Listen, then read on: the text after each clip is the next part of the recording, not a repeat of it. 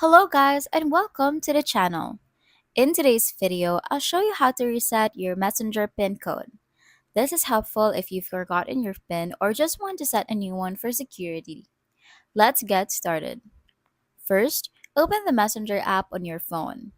In the top left corner, tap the three horizontal lines to open the menu. And then, select Settings by tapping the gear icon. Next, scroll down and tap on Privacy and Security. Inside this menu, look for the option called End-to-End Encrypted and tap on it. From there, select Message Storage. Now you'll see an option to reset PIN. Tap on it, and Messenger will prompt you to verify your identity.